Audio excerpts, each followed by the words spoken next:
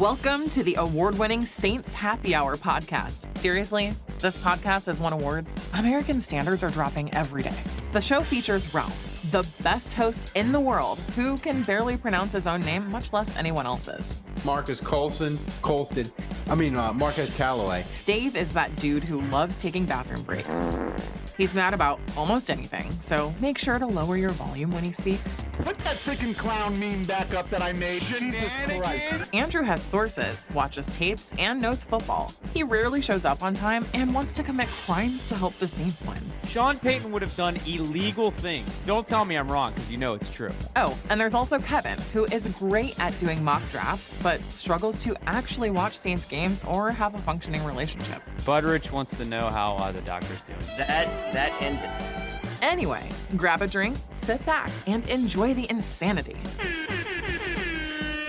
All right, everybody, welcome to another edition of Saints Happy Hour podcast. As always, we are brought to you by Hardhide Ponchatoula Strawberry Whiskey. I got Kevin Held with me today. Kevin, we are going to preview Saints, Texans, and the Texans have been a joke, have been terrible for like half a decade, maybe longer. But they are on the road to respectability. They're probably already there. This is how I know the Texans got the right quarterback in CJ Stroud. Frank Reich, the coach of Carolina, on Monday, somebody asked him about the owner interfering and the owner picking the quarterback, and you could just see Frank Reich's face be sad. And basically, he told the world, he was like, yeah, I wanted CJ Stroud, but these MFers made me take Bryce Young. And in the long term, that's going to be a great thing for the Saints because they had one good quarterback, I think, in this draft, and the Texans got him. So long term, that's good for the Saints. But this week, it's a little bit of a problem. CJ Stroud set an NFL record for fewest interceptions. He has no interceptions through 5 weeks. Texans, 12th in scoring, 11th in points against. They average 23 points. They give up 20. They're 2-3. The Texans are, I would say, in that same group as the Saints, like 2-3, 3-2. I don't think this is going to be necessarily an easy game, although I like some of the Saints matchups in it, which we'll get to in a little bit. But your thoughts on the Texans? Is it weird that the Texans are not a joke anymore? Like they got a good coach.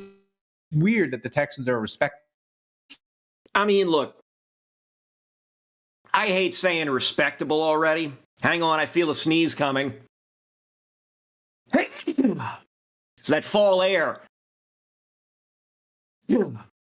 Sorry about that.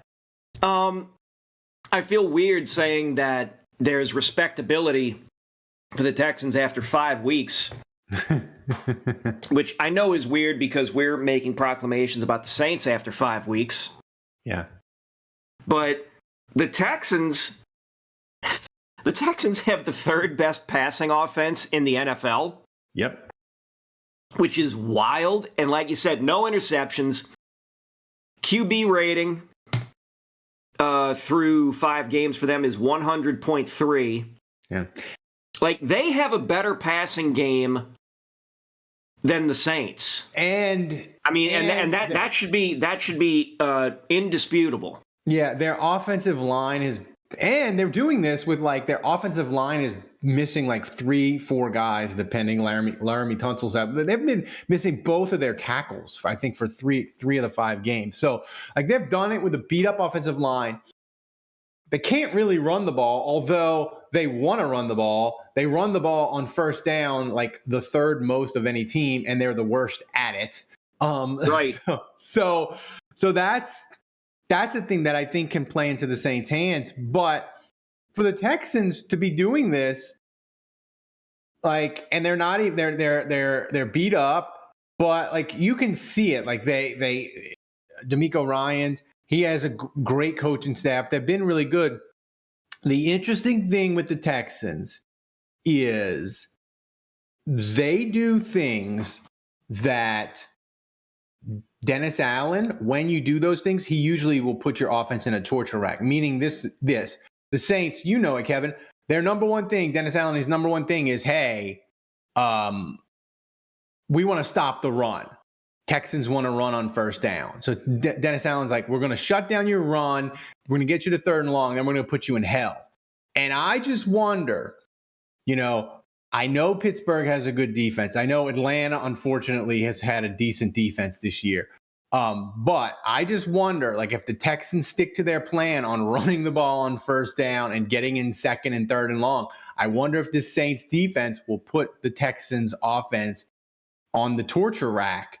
So or will the Texans like mix it up and be like, hey, I know you think we're going to run on first down, but we're really going to run play action and get you. So it will be a tendency breaker. So I'm really curious about this game, which I haven't decided if I'm going to attend or not. Okay, well, that'll be something. So what's making you waver on that? Well, here's the thing. I as I've gotten older, I enjoy going to the Superdome more.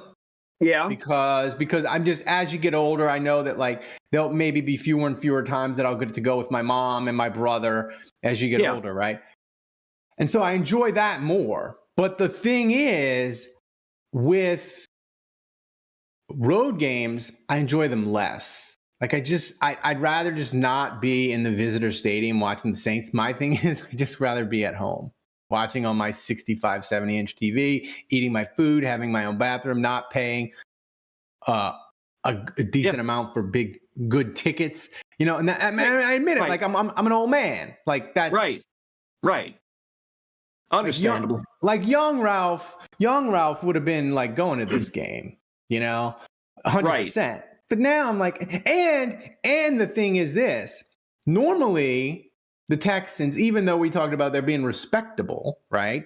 They, the ticket prices haven't sort of caught up. Like people are starting to get excited about the Texans, but they still have the Astros in the playoffs.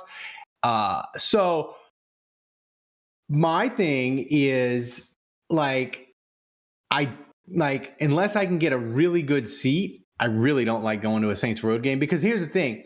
If you get the good seats, you don't deal with the riffraff, right? Like if I want to wear my Saints colors in the nice seats, the people around me in the nice seats, they're not going to do anything to me, because they probably, if you can afford the nice seats, you can't risk like getting in a brawl or dumping a beer on the crippled's head, right? So like you got to pay extra. And Kevin, I just don't want to. I just don't want to. Okay. All right. Understandable. Understandable. Well, thank God it's not the 49ers or something you'd be debating going to. They'd stab you in the parking lot. Oh my God. Allegedly. Yeah. So the Texans, I was looking at the numbers here. The Texans are giving up points per game after 5 games. The Saints, thanks to that shutout, giving up 15.2 points per game, good for 4th best in the league. Wow. The Texans are, I think, 11th best on points allowed. But the Saints are 4th. They're right behind Cleveland and Baltimore, who are tied for 2nd with 15 each. Yeah. And the 49ers defense, 13.6. They're the class of the NFC. All right, Kevin. Offense. Let me do the offense here. Offense. Saints are, despite putting up 34, they're still averaging 19.2. The Texans are averaging 23. Yeah. So, the Saints have a ways to go to getting the offense where it needs to be. But the game, Patriots, that was a hell of a get-right game, and you can see that there's hope for things. It was I'll give it to Pete Carmichael. He lived that run the damn ball lifestyle to the max. 42 carries, 136 yards. Like the Saints, just like, we're going to run the ball. It's going to be a volume business today. But here's my question. Dennis Allen, I thought Dennis Allen, people got mad at him in his post game on Monday after, doing the analysis, somebody asked him, like, you had a bunch of pre-snap penalties and you ran a bunch of motion. And he was like, yeah, we implemented the motion, but we had a hard time with it. And we had some penalties. We had some mistakes. It's going to take time. And people were mad at him. I'm like, I wasn't mad at all. I thought it was a really honest answer by him of like, hey, we know the offense is broken. We're adding in motion. Maybe they'll add in some play action. But when you are trying to do, like, the way I put it, Kevin, is when you're trying to do a system update while you're working in the middle of the season, like, there's going to be bumps. So, like, I don't hold it against them that they tried to do new things and it was rocky. My thing is, Pete and Dent DA, like, keep at it. Like, run more motion, run more play action, do different things. And yes, it will be bumpy and it won't always be pretty. And you may have formation penalties and that sort of thing. But, like, you got to try something new, because the offense you've been running, the Sean Payton offense, for basically almost 2+ years, like, it ain't been working. So, like, I didn't have a problem with that. What did you think of the new, like, they ran motion more than they have during the whole year combined. What did you think of Pete Carmichael's introducing new stuff? I mean, look, I'm not a scheme guy. Anybody that listens to me for 2 minutes can tell you that. I'm sure everybody in the Discord will be like, duh, Kevin. I said on the instant reaction post game on Sunday that they seem to be trying different. I noticed they were trying different things and doing different things and trying to spread the ball around and get more people involved. And I appreciated that. Feel another sneeze coming. I apologize in advance. So I'm happy with that. That seems to be what they need to do, is try the different things. So bullying works apparently online for Pete Carmichael and DA. Bullying works. So, and that maybe that's the game plan for the rest of the season, is do these different things to keep the offense on the field enough so the defense is rested and isn't tired in the fourth quarter. Because the defense is still very good. Great, even. Yeah, it's easily a top 10 defense. You could argue top 5. Yeah. Do you think? So, yeah. Here's my question: is, look, we're not going to get into the rookie quarterback thing with the Saints. People think the Saints are terrible against rookie quarterbacks. They're actually really good under Dennis Allen and Sean Payton. They just, I guess, fans feel like when you play a rookie quarterback, you should be like perfect and win 100% of the time. But going into this year, we looked at this game and we're like, the Texans, they stink. They'll have a rookie quarterback playing, most likely. This one is a game where the Saints will put the Texans in the torture rack on defense. Now, I'm not so sure, Kevin. Like, I look at it and I'm like, like, the Texans have been playing pretty well. Like, did you have this game? Did your opinion of this game change going into it? Whereas you looked at it kind of like you penciled in a W to start the year. Now, Saints are a 2.5-point favorite, by the way. It's actually dropped. It's dropped. I checked DraftKings. It's down to 1.5. That makes sense. I could see people wanting to take the Texans, but pounding the Texans on that. Over-under's at 41. Ooh, see. Well, the Saints, they hit the under. I didn't think they. I mean, I bet the LSU over of, like, the LSU over was like, I think it was like 65.5. I bet the LSU over and the Saints under, and the Saints under was 40. I thought they'd get that under. I didn't think they'd hit that under with the team having 0. But thank you, Dennis.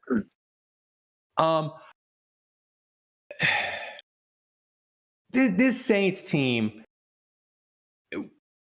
the hilarious part, Kevin, is we talked about before the year. When we did a hot takes podcast, right? Mm-hmm. We did a hot takes one, and I told you that the Saints would lead the league in turnovers. I'm going to toot my own horn. I said they're going to lead the league in turnovers because they're going to regress. Like the interceptions, they're going to get them. Like last year made no sense. You can't have a defense as good as the Saints and not have turnovers. That made no sense. So far, 7 interceptions. They've already equaled their total from last year in 5 weeks. Lost 3 in the differential. Plus 3 in the differential, which is a good, like the Saints underlying stats are okay. Like they're probably where they need to be. But like after 5 weeks, like when you look at the defense and the offense, how surprised are you that this offense is kind of not what we thought? And what did we miss, like in training camp and the off season? Because I don't necessarily we all thought it was going to be like Drew Brees or something, but we thought it would be better. Like, what do you think we missed? And when I say we, I mean our podcast. I mean whatever media member you want to talk about. Yeah, like everybody was like, this offense is cooking in the. They got all these weapons. It's going to be better, and it's just not. What do you think we missed as a collective, like Saints Twitter, Saints media, all of it? What do you think we missed? So we're 27th in the league in offense. That could change. That might change slightly depending on what the Buccaneers or the Browns do, because or even the Seahawks, because they're all playing. They're yet to play. That'll give you a clue as to when we're recording this. Actually, wait a minute. The Bucs were off. We're off. Well, then you know what? The Seahawks were off, and I think the Browns were off then. So then that explains that. Never mind. I'm thinking there's like some extra game. I'm an idiot. Tuesday game. No, I'm an idiot. Don't mind me. So they're 27th in total offense, 289 yards per game. Yeah, the passing. I think what's most surprising is the passing game. Not being good. Like Derek Carr was perfectly serviceable on Sunday. Bordering on pretty good. But you didn't pay the guy over $100 million to come in and be okay or pretty good. That's a great question. Like, what did we pay Derek Carr 4 years, $150 million to be? Like, that's a great question. Like, what did we pay him to be? I think the pay was the expectation of this guy. Like, this guy is going to be throwing 4,000 yards a year easily, and have upper 20, close to 30 touchdowns. 12 to 15 interceptions, something like that. And instead, we're certainly not hitting that. I think the expectation on Derek Carr, and this is going to sound like an insult, but maybe it is. But I think the expectation was he was going to be very Kirk Cousins-like, in a sense of Kirk Cousins every year, not this year because the Vikings are terrible, right? But even this year to a little extent, Kirk Cousins would always have like a run of like 4 to 5 to 6 games where he would look amazing, right? Yeah. And people would be like, oh, maybe we need to reevaluate our opinions of Kirk Cousins. Maybe he is a borderline elite quarterback, a guy who can lead a team to playoff wins. Maybe we need to change our narrative on Kirk Cousins. And then, sure enough, he would play on prime time and have a 2 or 3 bad, kind of average, mediocre games. And they'd be like, that's Kirk Cousins. My expectation with Derek Carr was kind of similar, where I expected him to have a really nice run with the Saints, and people saying, oh, do we need to change our opinions of Derek Carr? And it would give me the ability to yell at people on Twitter and say, you were wrong. The Saints are going for it, and you said we could never win anything. And Derek Carr, he's amazing. He's a borderline MVP candidate. Take that and put that in your pipe and smoke it. And like, we haven't gotten that. So like, he's projected. He's averaging 189.2 yards per game passing. Now, granted, he missed the entire second half of the Packers game, but it's not like he was lighting things up in that anyway. You extrapolate that to the 17 games, that's over 3,200 yards in 17 games. That is not going to cut it if you want to have like a high-powered offense. It's not. It's not in 2023, man. No, it's not. But like this offense, I saw some little signs against the Patriots where Michael Thomas looked good. And he's just like him and Trevor Penning are just like quietly getting better each week. And Michael Thomas is like inching back towards Michael Thomas 2019 form. Not that he'll ever get there, but like if he's on the path, like that's, you need him. Like what he gave him against New England, give me that every week. 4 or 5 catches, 60 yards. That's great. A couple of big third down catches. Give me that every week. That's fine. Trevor Penning is the weird thing with Trevor Penning, Kevin, in doing the research, he's getting holding penalties, not in pass protection, which we figured he's raw. He's in northern Iowa, right? And he'll struggle in pass protection, and that's where teams will get him. It's not that. He's getting holding penalties on the run game, which run game he should dominate. The clips in college and some in the Saints, even his really limited action last year, like he was destroying people. Like the holding penalties for the Saints in the run game is just, it's murdering them.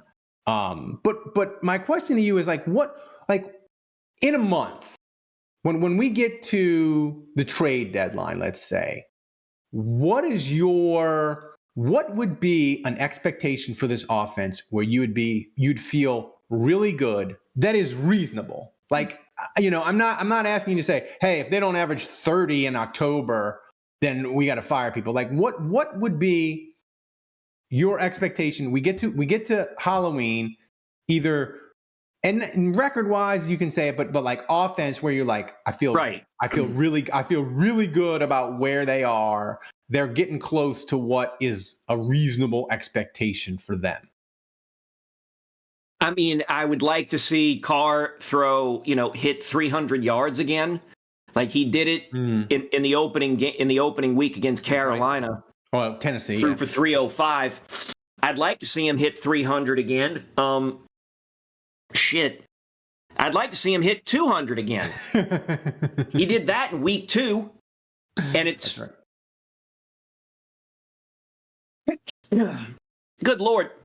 Wait, Tomas, you can name this Saints preview and Kevin sneezing a lot. Sneeze-a-thon. It's this fall. It's the fall air. Sneezing preview. Fall air. Yeah, temperature. Yeah, sneezing preview. Temperature dropped and everything's just flying around. I would like to see Carr get his game average for passing well over 200. 250. Maybe approaching. We're not asking. Look, he's got 3. He'll have 3 weeks. Yeah.